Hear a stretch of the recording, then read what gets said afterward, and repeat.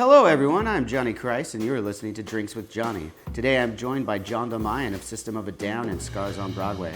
We share some tour secrets, talk about his love for comic books, and drink some scotch. So kick off your shoes, or don't, and enjoy this edition of the Drinks with Johnny podcast. Let's get this thing started and have some fun. All right, let's do it. I heard you're a Scotch man. This happens to be your bottle, but in the interest of showing a couple things, I'm going to go through a couple different bottles. Let's start with this one. Let's grab this one. This one is a Highland, so Highland I'm going to go neat with. And I'm going to show the kids at home a little pour. The kids need to know. Yes, the kids. So a lot of times, you can do your shots or whatever, but if you've ever heard the term, a finger or two. So this is going to be a 2-finger pour. We're going to take 2 fingers and we're going to pour it right up to that. Some people's fingers are bigger than others, but it's just genetics. Yeah, well, good thing that I push them right up and against it and get it nice and fat so you get a nice pour. You get that warmth too from your fingers.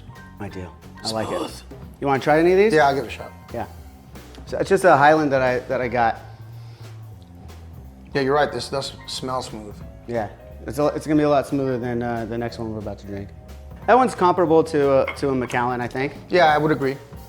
And then the next one is going to be my kind of favorites.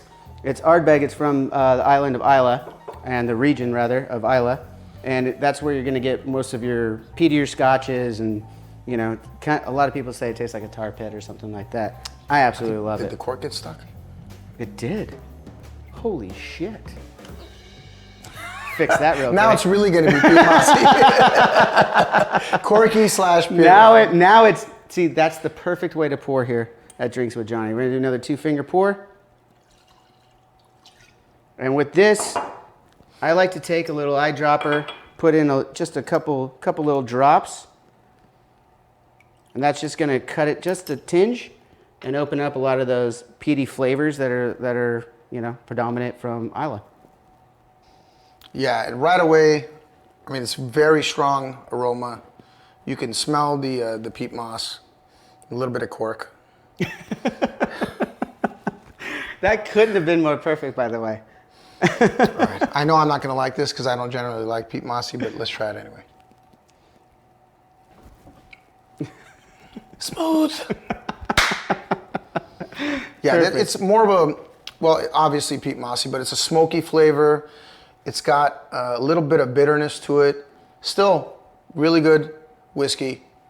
Not my favorite, but for a Pete Mossy, it's really good. Yeah, that's one of my favorite bottles, to be honest. I'll try one more sip of this. Yeah. Take as much as you want while you move on to the way that we spoke before. Very good. The way that you like it is a little Johnny Walker with some ice. So I didn't open this one yet before you got here, purposely.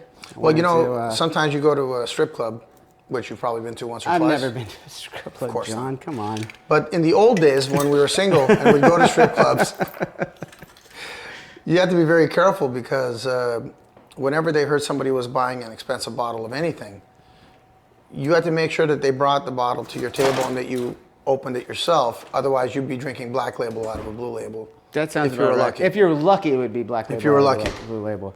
So I got you a little fancy glass. Beautiful. A little fancy ice for you. And then, as discussed, you didn't get the Death Star one? I couldn't. You couldn't find it? I tried to etch it in myself, but I'm just not that kind of artist. I got to be honest with you, it looks exactly like the one I bought. Yeah. Except mine, the outer shell of what you're pouring the water into looks exactly like the Death Star. That's pretty And the sick. inside does not. But it looks very similar to that. It's close. That's what we're going to go with. I'm not going to bother with the fingers on this one. Yeah, traditionally we don't use this much ice. No. But what's great about ice like that, first of all, it doesn't melt right away. Yeah. So it's not going to water down your drink. You want to sip first? Yeah, sure. Yeah. For tradition. It's good stuff, right? That's fucking excellent. Yeah, Johnny Blue has been a favorite of mine for many years. So tell me a little bit about what turned you on to Johnny Blue. Why is it one of your favorites for a lot of years? Just because it's good, or it's really good. It's easy to find. You can find it pretty much anywhere in the world. And originally whiskey tasted horrible to me, which I think is the case for most alcohol, right? Like you kind of develop a taste for it. And I started with really Jack and Coke. That was my introduction to, drinking. brandy, but what is it? American whiskey. It's American whiskey. It's a Kentucky bourbon. Bourbon, yeah. That's what searching for that word. It could have been three more hours. It's a Tennessee bourbon, actually. Tennessee, there you go. Yeah. So anyway, started with the bourbon, but mixed it with Coke. And then, I don't know, I just developed a flavor for it, enjoyed it more, and then used less and less Coke. And then I was like, okay, well, Jack's great, but let me see what else there is, and explored. Fell in love with Black Label for a while. We used to drink a lot more when we were playing less time on stage. So I'd have like a... Yeah, I understand that. And it kind of started with, when you're single, you're going out, you're enjoying yourself, and you're, generally speaking, more often than not, you're drinking. And Black Label was perfect. We had it at every show. We drink probably like a half a bottle on stage. You could get it, like you said, not just every show like in the States, it's kind of worldwide. You could get Black Label pretty much and it's interesting because if you go different places, for example, like South America, it's all about Red Label. Yeah. Right? And some parts of Europe as well, especially Spain. Yeah. So you go there and all they have in every bar is Red Label. They actually charge more for Red Label than Black Label. Which is funny because it's, as we know from drinking a lot of scotch, it's actually the other way around. It should be because they're producing Red Label very quickly, whereas with Black Label, Green Label, Blue Label, etc., it's taking longer to distill. They're putting it in different casks. It costs more to produce. Absolutely. It's better ingredients, so you'd expect it to be more expensive. And that, for whatever reason, hey, if they want it, and they want to pay more for it, that's their business. That's the supply and demand, right? But you sit there, you're flabbergasted because like, why would you be drinking Red Label? You have a Black Label bottle on the shelf below it, and it's less. Makes no sense. Well, I'm gonna go ahead and pour myself. Those are nice cubes. A little bit, yeah. Thank you, man. These are gonna be the ones we're gonna go for later. I just wanted to make something look a little. No, that's very nice. I like the whole Star Wars theme. Yeah, the Star Wars. We're just gonna pretend that's the Death Star. It is. We'll change it in post. And by the way, this is the proper way to destroy a Death Star. With scotch. That's right. That bullshit they did in the movies. No. Forget about it. Cheers, brother. Cheers. Cheers to all of you, who are of course 21 and over. And on that note, I want to mention something else. It's October. Fall is here. Halloween is around the corner. It's my favorite time of year. And I'm in a good mood. So from now till November 1st, I'm giving you free shipping on all your Drinks with Johnny merch purchases. That's right. Head over to drinkswithjohnny.com and use promo code CHEERS to receive free shipping on all orders placed through Halloween. That's Drinks with Johnny at DRINKSWITHJOHNNY.com. Promo code CHEERS to receive free shipping on all your orders. The holidays are just around the corner and they always seem to come up faster than you realize it. So get ahead of them and head over to drinkswithjohnny.com and get your orders in now. Cheers. All right, John, I got you on the couch. You ready for this? Yeah, I'm ready, but what the fuck is this? I'm glad you asked, John. It's Johnny Jenga. We're putting money on this for sure. Yeah, absolutely. Okay. So, the game of Johnny Jenga is a normal game of Jenga. You pull your block. You got to put it on a complete set on the top here. If you pull a block that has something written on it, you got to read it out loud, do the action. You might have a penalty of drinking some more, taking another block, something along those lines. Now we'll do a game of, let's call it best out of 5. Okay. I like what you said. All right. Let's do a game of best out of 5. And let's do it for, since we're at 5, about 500? Sounds good. Okay. We got a game, $500, best of 5. Let's go. Let's do it. Home team goes first. Home team goes first. All right, man. So while we're doing this, I just want to have a quick chat. Ooh, these are tighter than I expected. Yeah, that's what she said. Ah. All right. So I know you're born in Lebanon. Yes. Beirut. When did you move into the States? Actually, it's a little more convoluted than that. Okay. First, there was the civil war in Lebanon in the early 70s. Okay. So pretty much everywhere was a battleground every day. We took asylum out of Cyprus. So first we went to Cyprus, and then we took asylum. Some of my family got asylum in the United States, some got it in Europe. We got it in Canada. Okay. So we went to Canada, lived there for about 4 years, and then moved to Southern California. Okay. And when did you get into Southern California then? Must have been like 1980. 1980. And you 80 came or as 81. as a family, obviously. Oh yeah, Yeah. Well, I Okay. was like 7 or 8 years old. 7 or 8 years old. Okay. I was thinking about moving out on my own, but not quite then. I'm sure you probably could have. So All right. What do we got here? Oh, you got something. Let's see what it is. Everybody drinks. Fuck. That's an easy one. Cheers. So, at that age, were you already in love with music when you were coming over to the States? Did you have any influences before? You said you were about 7 or 8 years old. Yeah. So my dad was a musician, and coincidentally, he started on drums. Okay. So back then, they were basically like funeral marches, right? So they would have a band and do like a funeral dirge or something like that. And he played the bass drum and the snare. Okay. And then he eventually started to play clarinet. He fell in love with jazz music. He actually got a scholarship to Berklee School of Music. Oh, right on. And then my grandfather tempted him with an Alfa Romeo to stay in Lebanon instead of going to Berklee. He didn't want to, he didn't want his son leaving, which worked out for me because otherwise I wouldn't be here. Yeah.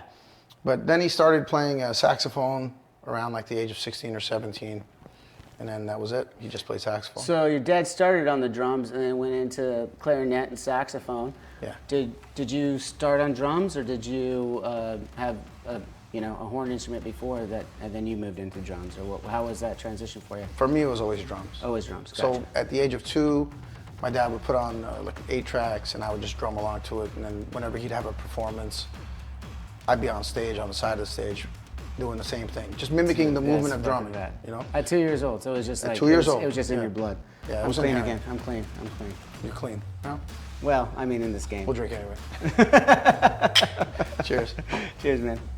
So I've always been a fan of your drumming, and in the biggest sense is how you kind of orchestrate your playing. It's not just here's the beat, here's the song. It's when I put in a fill, you better damn well know it's coming, and it's serving its purpose. Was there anyone that influenced you along the way that taught you that? Or was that kind of something that you just like when you play the drums, you just felt like, I'm gonna do a fill, it's gonna mean something? Oh, I didn't even look at the bottom. Oh, still. Take 3 drinks. You gotta take 3 drinks, man. Well, I take 3 drinks. $500 on the line, you gotta take 3 drinks. I'll take 3 drinks. Okay, what was the question again, bro? So, the question was, now I don't even remember what it was. Anybody in the room remember? You remember? You asked about, you were talking about fills. Oh, yeah. So my influences. So your influences on just the way that you orchestrate when you go for a fill, and it fits perfectly in the songs, especially albums like Toxicity, when it like no one else was really hearing drummers come in like with those kind of fills that were like kind of funky in that like kind of pop hardcore realm, right? And but super tasty. So was there someone in a different genre that was inspiring you or something like that? I definitely listened to a lot of different kinds of music. My dad had a jazz record collection. My cousin introduced me to a lot of the rock bands that influenced me. Absolutely, Keith Moon was my number 1 influence drum-wise. Okay, awesome. As far as rock. Yeah. For jazz, there's a trumpet player called Maynard Ferguson. I don't know if you ever heard of him.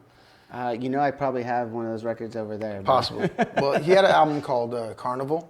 Okay. And my dad's, copy. And the back of that album was scratched off, so I never knew the drummers. I found out years later, but I've since then forgotten a lot of whiskey. It's your turn, by the way. Fuck.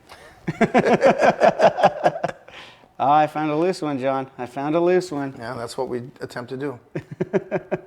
We're still talking Jenga, though, right? So along the way, when I finally convinced my parents to get me a drum set, I was 15. Okay. So they bought me this drum set, and I just would practice 6-7 hours a day. I would leave school early to practice. I think that's kind of like, that's a similar story, I feel like, with a lot of musicians that have become successful. They've put pretty much all their hours and effort at a young age into that craft. And, it's just... Well, if you're going to be successful in anything, you have to put everything into it. Mm-hmm. The only problem is for us, any kind of art form, not just being a musician, but I mean, there's no guarantee of any kind of success. There's no guarantee of any kind of living. You can't really depend on having a family or anything else. So you put all this effort into it. You put all your passion into it. You put in the man hours to learn the craft, and then you can end up making no money off it. Yeah, we got to. I mean, for me, it was always go for broke. Like, you put it all. If you look, not saying that works out every time. The salmon that puts in the most effort spawns the next generation. Mm-hmm. So ultimately, a lot of the salmon going up that river that waterfall to the spawning grounds die along the way, and most of them won't make it, exhaustion, or predators, or just, they don't live that long. But the ones that make it spawn the next generation. So let me set it best. Somebody's got to make it. It's true. Right? Yeah. Somebody's got to make it. Somebody's got to be the next NFL player. Somebody's got to be the next musician. Somebody's got to be the next actor. Whatever the art is, the sculptor, whatever it is. If you put everything into it, and if you fail, first of all, you may not fail to the level that you think you'll fail at. Right? Yeah. If you've put everything into it, you'll get to some level of success somewhere in your life. But if you put in what I like to call kind of a half-ass mindset, where you're like, well, I'm going to do this, but I'm going to do this, and I'm not going to ever put all my effort into this, because if I do and I fail, then I'm a failure. It's the complete opposite. Yeah. If you put all your effort into something truly, right, and you may not have the talent to succeed, you may not have the drive, you may not have the luck, right? All of these things have to go right for you to succeed. And if it doesn't happen for you, you're not a failure. But at the end of the day, you will die a happy person, because you'll know that you didn't fail because you just barely gave it your effort. Yeah. You put everything into it, and you didn't make it to where you wanted to aspire to, but you made it a level lower or 2 levels lower, or maybe you failed absolutely. Again, if you don't put in that effort, you have no chance. You have no chance of succeeding if you don't put in the effort. Like baseball, don't step up to the plate. You don't know if you can hit a home run. And again, somebody's going to do it. Someone's going to do it. So why not you? Someone's going to take the next Jenga block. It's going to be you. Oh, John, that was getting close. Listen, I've never gotten anywhere without taking chances. It's the same, man. You know what it is, bro. Like you guys did it the same way. You busted your ass. You played a lot of shows. You probably cost yourself a ton of money before you got signed. Oh yeah. And being a drummer is no picnic. Not even cost yourself a lot of money before. It's really about being in one of those econo vans going across the country at like 18, 19 years old, and you're on top ramen and going through McDonald's because they got a value meal. Because that's what you can afford to eat. And that's going to be the only thing you're going to eat. See, you were a little younger. I was 25 when we got signed. And let me tell you, it's no picnic at 25 telling your parents, I'm still trying to pursue this. And by the way, my other job is selling comic books. That's such a good, what I mean? I'm so glad you brought that up. So take another block and we're going to get into this comic book stuff. Oh, that's not good. So I can see one that's written on, so I know I'm not going to grab it. So I know you got the stores, the Torpedo. We have two. We have two right now. We have two right now. Okay. Mm-hmm. Vegas and OC for now. For now, okay. But I plan on expanding. Okay. I heard when you're collecting your art and everything for these stores and just you're a collector, you only hang on to your art for like 10 years? And then, Not everything. Not everything. But in general, I feel like, look, you don't own anything. Mm-hmm. All of these pieces are going to outlive me. So I caretake them for the amount of time that I have them. I'm responsible for them, and I'm also responsible for the next generation getting it from me. So whenever it concerns art, I don't like to own anything for more than 10 years, because at a certain point, it's one of many on a wall. You don't have that same feeling about it, So I like to sell them, move the money into another piece that I enjoy for 10 years, 5 years, whatever it is. That's cool. There's a couple of exceptions, stuff that gives me the same feeling of joy from the first time to now. So those I keep. So I understand you're also publishing and writing your own comic book right now. I am. Can you tell me a little bit about that? It's an original concept I've been working on for about 4 years. I got the general idea from watching Armageddon.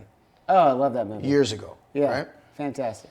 And then a lot of life experiences that also inspired it, including where I came from in Lebanon, almost being killed, all that stuff.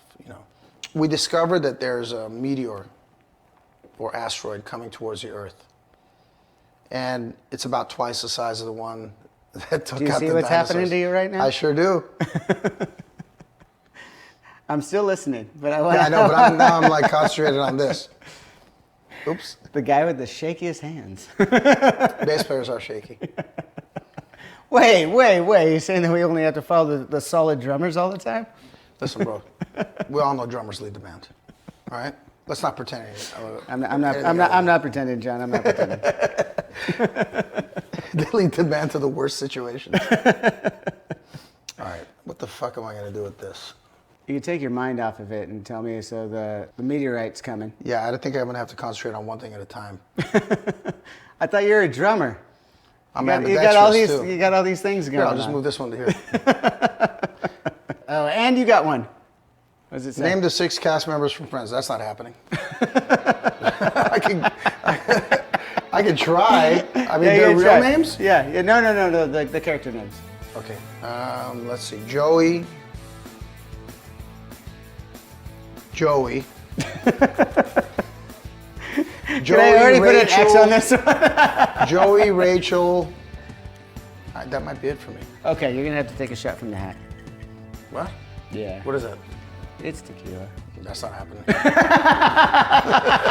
I hate tequila. The only thing I could even slightly do is a 1941? 1942. Oh, 42. Okay. Yeah. Because This is not that. Okay, I'm gonna pass on the hat tequila. With all due respect. All right. It's on you, by the way. Yeah, it's on me. How about you just pound that one and pour another one? All right. So anyway, The meteorite's coming. yeah, meteorite's coming. The government tries to suppress the information. Eventually, it gets out. The worst things that you can imagine happen: rape, murder, mass suicides. After some months, people are just like, "Wait a minute, we're all gonna die. We're human beings. Let's live like human beings." So it's the first time in history that there's complete, real peace on earth, no religious persecution. Everybody's just basically living their lives, and people even go back to work. They just live their normal lives, but like they cherish every second that they're alive, right? Dude, this is awesome. Please proceed. So about 2 weeks out, when we know that this imminent destruction of the earth is going to take place, for whatever reason, the asteroid explodes. And it basically turns into dust, right? And what's left is this basketball-shaped orb, and it's almost like a liquid metal. That hits the earth, creates a 20-mile crater, and people are just like, we're gonna live. We're gonna live, right? So now like there's mass rejoicing. This orb is the epicenter of the crater. So we sent out like scientists, everybody's investigating, because first of all, that asteroid appeared out of nowhere, because we're constantly mapping out the cosmos. Wasn't there, a day before, but then all of a sudden it was there. So where'd it come from? Okay. What is it? It's even more fearful now. Like the people are more fearful now. Like, what is this thing? So we send all our best scientists, and they're kind of, they're investigating it and probing it and doing all these things. And I want you to picture like a line of helicopters, the double-bladed military ones. Oh yeah. Like a line of them, 10 of them or so, and they're carrying supplies in from the outer rim of the crater into the epicenter, where they've set up some tents and research equipment and whatnot. And then one of the cables snaps on the load, and as you know, like a pendulum, it goes this way, and then it basically the helicopter crashes, explodes, and there's an employee on the floor of the crater, and he's working, and the concussion from the explosion sends him like 20 yards, right, up in the air, and he lands on this crater floor, which is a rock floor, and he gets lacerated. He's got a broken arm, and he's just trying to kind of steady himself. He doesn't even know what happened. He puts his hand up, turns into an infant. Turns into a fucking infant? Infant. But with the exception of some speech difficulties, it's the same person that he was right before that second. Fucking, he's the man trapped in the infant's body. So what we discover is, and where the story takes place 150 years later in the most expensive city in history, is that for whatever reason, there's properties in this orb that make you younger.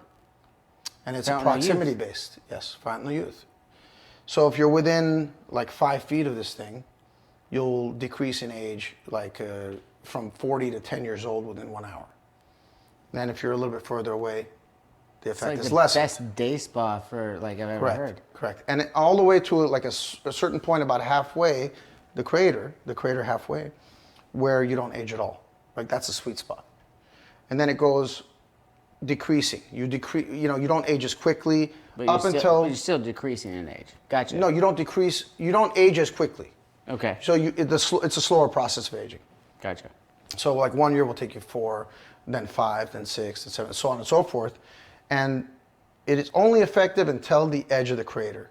And then what they do some research, and they figure out that there's a dome, like an onion, right, that surrounds this orb, and the crater, and that's the effective area, right?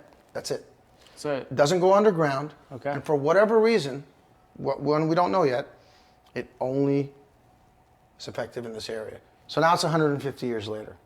There's been a cataclysmic event, either a war or something else. I'm not going to tell you now.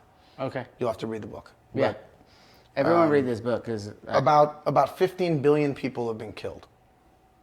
And there's about 900 million people left planet-wide. There's approximately 30 million people living in this metropolis. And then there's a sister city that's been built around it, just people that want to be near this place. There's no effect on them, but they're near it, right? And they're only allowed to have 3-story high structures. Because the city, Essentia is what it's called, or Essentia, depending on how you want to pronounce it, has dictated, look, you can live here, but you can't live above us. We want to be able to monitor you. We don't want you to have vantage points. And there's like a 150-foot wall around this entire city. damn. And Okay. it's literally the most expensive real estate in the world. And the story essentially, I mean, I could go on for like 17 hours just on the subject because of what's in my head. Yeah. But the essentials of the story are, what would you do if you were given the opportunity to live there? Who would you fuck over? Yeah. Who would you pay? Who would you do? leave? Yeah. What would you do? Which loved ones would you turn your back on to live forever? Yeah. right? I mean, it's definitely got a societal feel to it of like There's how do you get in? There's a lot of depth and storylines that I can't get into right now, only because obviously. you would need, several hours. You would need like 10 more hours of Jenga, which I believe it's your turn. No, it's yours. Fuck. So anyway, that's the beginning of the, introduction to the story. In fact, you're really not supposed to find any of that out until like the 5th issue. Yeah, no, but like But honestly, it it is sounds what it like is. no, this is next level shit. I'm listening to the story. I could picture everything. I could see so much of the apocalyptic storylines that would fall into, each individual person. You could have such incredible strong characters in this, right? That And would you be do. yeah. I would imagine you're already and on top of that. The idea Yeah. is generally to have like 6 to 9 issue story arcs that kind of intermingle. So there'll be several going on at the same time. Ooh, I got one. All this time, you only had one. Speak in third person for 3 minutes. So Johnny would like to ask you a question. All right, what's the question? Johnny would like to know, Uh-huh. how was it like working with Johnny's lead singer, M. Shadows, on your solo project? That douche? Johnny would like to know. He was, first of all, he's a really nice guy. And I met him Johnny's in, not sure about that. well, maybe not really. I met him in Vegas. No, Johnny knows. He's good.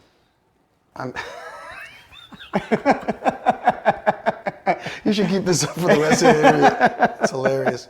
Boy, I'm so fucked here. Johnny's excited about that. I bet he is. So Johnny still wants to know, you worked with M. Shadows. Yes. Be nice if he picked up a check at lunch every now and then, but aside from that, he's a great guy. Yeah, I can't speak for... Johnny can't speak for that. You fucked up. What was the whole separation of System? What was it that came to a head there? Can you talk a little bit about that, or is that something that you don't really want to get into? I think that, well, first of all, it doesn't bother me to talk about anything because I'm proud of everything we've done. And even if we never did anything else, I would still be proud of it. But As you should be. It's fucking super influential band here Thank you. for us. I think at the end of the day, ego gets in the way a lot. We've been enormously successful with each other. Ego gets in the way a lot. It gets in the way of relationships. It gets in the way of business relationships. And sometimes you lose sight of why you started to do something together. In any industry, but more so in music, I guess I would equate it most to sports and music, right? Anytime a sports team wins a championship, all of a sudden everybody is involved and everybody's the reason why they won, right? Got a lot of new cheerleaders. If you become successful, especially in music, everywhere I went, people were like, you're the fucking reason, And I knew I wasn't the reason. I knew that ultimately, I'd played in a lot of bands before System, and none of them could draw 10 people. If anything, I played in front of my girlfriend and the bartender more times than I cared to remember. And I was the same drummer. I had the same mind for drumming, and I would try to come up with things that were interesting and do the best I could to create beats that I thought worked best for the song and were different enough from everything else, and took all my influences plus whatever I have in my heart into like a context for the song. But it wasn't until I got in System and melded my talents with the other guys in the band that we achieved success. Yeah, it's kind of it really is kind of the stars aligning in a lot of ways. Now, granted, System was already drawing a good crowd. They were a good band with or without me. At the end of the day, the people that were supposed to be in the band were, right? But I'll give all credit to the original drummer of the band. He was an excellent drummer. But ultimately, I always looked at it like, fuck, without my singer, my bass player, and my guitar player, I'm nowhere, right? I'm still playing at a club in the San Fernando Valley in front of 5 people.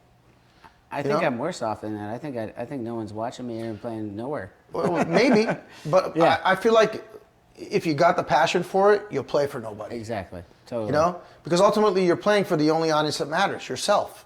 Totally. You That's a great call. Yeah, because no matter what was going to happen, I was always going to play. I wasn't playing for them. I still don't play for them. Yeah. I play for me, and that's why they can be into it. You know. It's a great outlook, man. Thank you.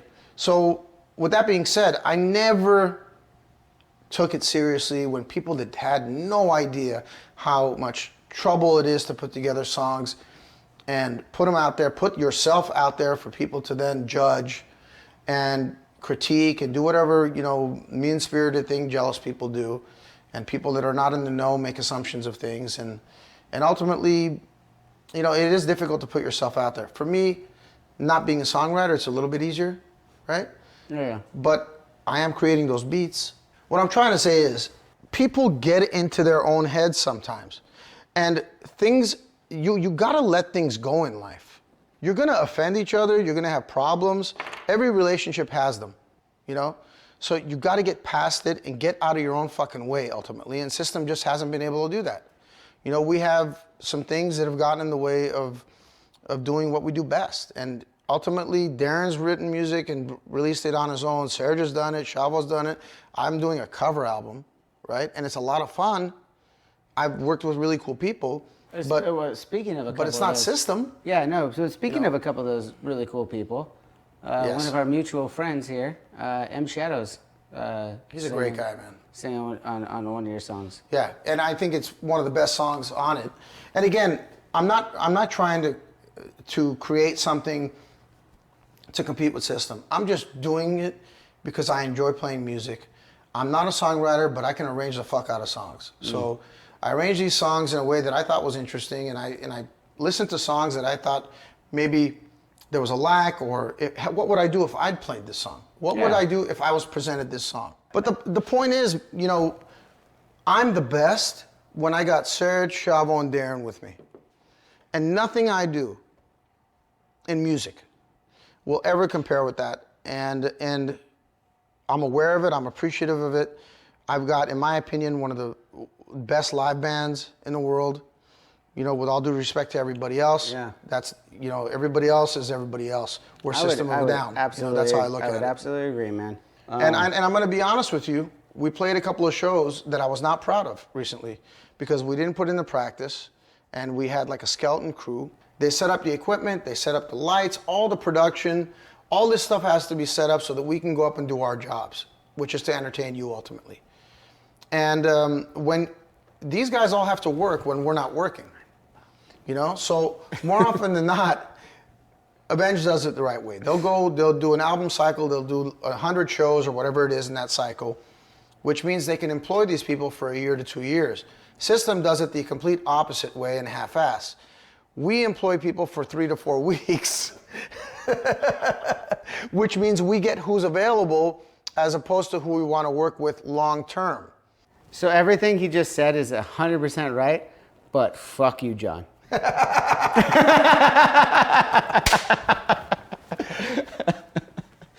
don't know if we're going to get to 5 games, by the way. I know.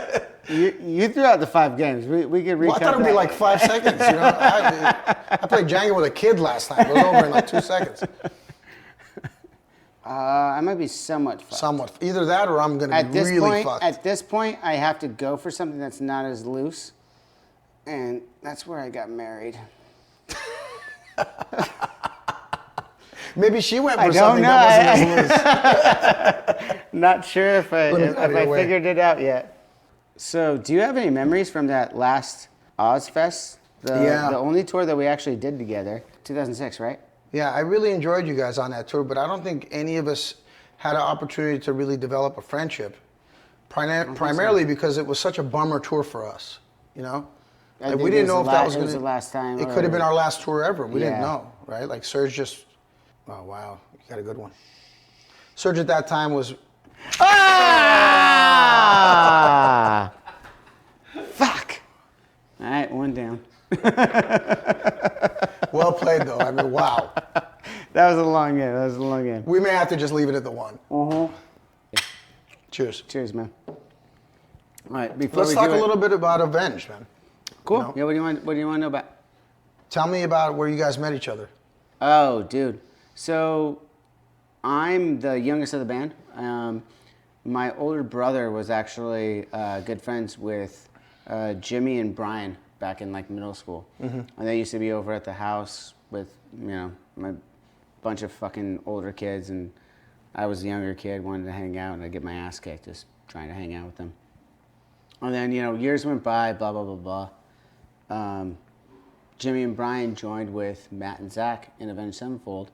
They're in a garage down the street from one of my friends I was jamming with, and I used to knock on the door and be like, "Can What's I go going check on?" out?" Yeah. What's going on? They had a bass player at the time. Everything was good for them. I was in high school, and I was at another party months later with Val, Matt's wife. I asked how the band was doing. They'd been touring for a little while, like local West Coast stuff. Their own tours, or were they signed at this point? They weren't signed yet. If they were signed to a European band that I don't think I could talk about. Okay, little label, small label. Yeah, small label. They weren't signed. They weren't really signed. Officially. From my understanding, I asked how things were going. They said that the bass player of the band was going away for like 2 weeks at the end of this tour to be a part of a wedding. And I was like, oh, that's cool. And they're like, no, it sucks. We got 2 weeks. We're going to do a co-headline tour with Atreyu up and down the coast. And they're looking for people. And I was like, well, I'll throw my hat in there. I know I'm a kid or whatever, but I could probably find a way to get school off for a couple weeks. You had the passion. Just fill in. Yeah, obviously. I really loved all the dudes. And Were you always on bass? I was predominantly on bass. So, not even predominantly, always on bass. I started, though, on my father's acoustic guitar. He had a nylon guitar. And I kind of picked that up and tried to play it. I started learning a couple songs on it. And Gave you a little confidence. Gave me a You said, little okay, confidence to go like, hey, Mom, Dad, I really want a bass. So since then, I was always a bass player. And, put my my hat in the card and whatever, the card in the hat, the fuck that's called. Whatever. You got in the band. Yeah. You went on the tour. Yeah, I went on the tour, and I was just feeling it at the time. Like I wasn't expected to join. I was a fucking 18-year-old kid. They had already been touring for a couple of years. And, they said, I fell out of the van one day, drunk as fuck. I said, do you want to join the band? Because you vibe with them, Yeah. right? So it's like Yeah, the it missing, had way more about the the missing vibe piece than I came thought. into Yeah, play. yeah. See, but that age, you're still a sponge for it, right? Absolutely. Like you don't I got have lucky. that. You don't have that ego saying, or if you do, it gets destroyed pretty quickly. I had the ego that I thought I am the best player at Marina High School. Well, if you don't think you're the best, what the fuck's the point? Yeah, I know. I You know what I mean? definitely had that. Like at some point, if you don't think you're the best, what are you doing it for? True. You better be the best. You better be the best in your area. And when you take it up to the next level, you better make sure your band's the best. Yeah. If you don't go on that stage thinking you're better than everybody else up there, you shouldn't be on that stage. That is Agreed? the best way of describing my ego that I've ever heard. No, because it's true. You go up there, you own it, man. You own that stage. You gotta do it. Come take it from me if you can. That's how I feel. Yeah. Like, except for those last two shows we played. Those were embarrassing for me. That bothers me, man. You might be hard on yourself though. Don't get me wrong. Every band is their own entity, and everyone works a certain way. every one of them own the stage at the particular time they're on there. But I truly believe that when System of a Down is firing on all cylinders, there isn't a band in the world that can best us. And I look at that as a challenge, because you got that kid out there that's watching you, right? Yeah. And they're watching you the way you watched the bands that you went to see. And if you're not fucking ripping it up, what are you doing there? You're gonna disappoint that kid. There's kids watching me drum. They're waiting for me to make a mistake. Isn't that the craziest thing, though? It's a lot of pressure. That's who got you here. It's also being unique, bro. Yeah. Like, what I like about Avenged is nobody sounds like Avenged.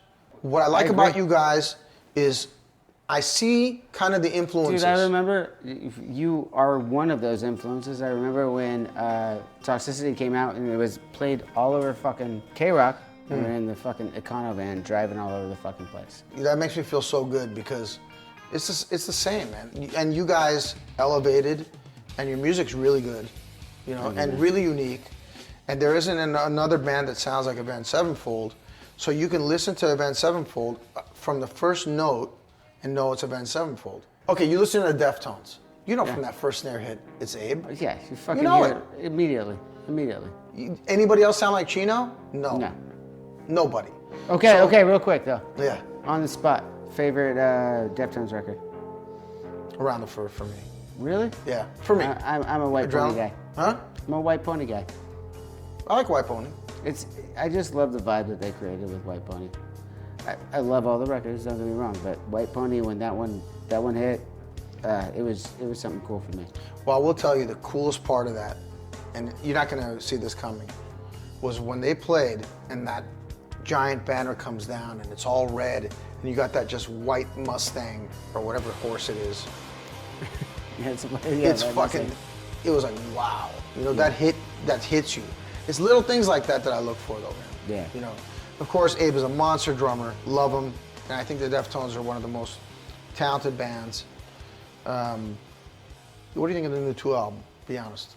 I absolutely love it. And I am being honest. I'm a huge Tool fan. For what it is, like, what are you striving for with some kind of single on a record these days? Well, then, no single on fucking Tool Nope. albums. Nope. That's for sure, especially this one. They're never, for a while there really hasn't been, but this more solidified it to me. When I looked at it and listened to it, it's just a bunch of fucking music, which is perfect. What is every kid doing right now? They're going through playlists. They're going through an album. They're just I don't think they're going through albums. They're calling Alexa to play something. I don't think they're going through albums. I think they're listening to songs here and there. Yeah, no, they're not listening right. to complete albums. The crafting of an album is lost. But then again, I'm not necessarily. well, I mean, it's not as popularized, right? It's not as popular. But if you go back to the '50s, man, that's how it was, right? Totally. It was singles. It was all singles. And then all LPs my came favorite out, dudes. right? I got little fucking EPs like just ready of everything. But then again, it's also the fault of popular music because you made albums that sucked and there was only one or two songs worth listening to. So you kind of pushed, not you. I'm saying a lot of popular music. He said me. You know what, I'm speaking in the fourth person, okay? What I mean to say is, when you look back at before Napster came out, Yeah. you'd buy an album, and I listen to pop music too, man. I have very varied tastes. Like, Sia is one of my favorite artists of all time. Love her, you know. But you'd buy an album and you listen to the album and you'd be like, "The fuck is this bullshit? There's only one good song on this. I paid $15." Yeah. You know, it was a ripoff.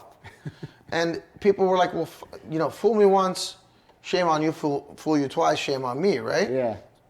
So it's actually, you can blame the artists who put out bullshit records, and you can blame the record companies that got very greedy, and they said, "Look, we're gonna hose you and take every penny from you that we can." But if you still make an album that's worth listening to, people will buy it. People will listen to it. People will find it, and they'll gravitate towards it. I love your honesty with that with that answer, because you're absolutely right. Go back to the 50s. Go back to any time. Like there's still a lot of that going on. When a good record came out, a good record fucking people will came out. gravitate towards it, and they will listen to it, and they will memorize it, and they will live that record. You know, and let me tell you something. There's a System of a Down record written already that might be the best thing we've ever created. And it's coming out. And it's 2 never weeks. coming out. Unfortunately, I don't think it's ever coming out. But I will let you listen to it. I'd love to hear it. I'd love to hear it, and I'd love to tease everybody that If they I, can if hear I it. actually had a copy of it, I would love to let you listen to it. Well, that'll just about do it. Thanks to John for stopping by and kicking my ass in Johnny Jenga. Make sure to follow John Dolmayan on Instagram, Twitter, and Facebook. And check out drinkswithjohnny.com to find the archive of all our episodes. And check out the Avenged Sevenfold YouTube channel for video content. If you like what you're hearing, hit the subscribe button on this podcast, write us a review, leave a comment. We'd love to hear from you. Until next time, cheers.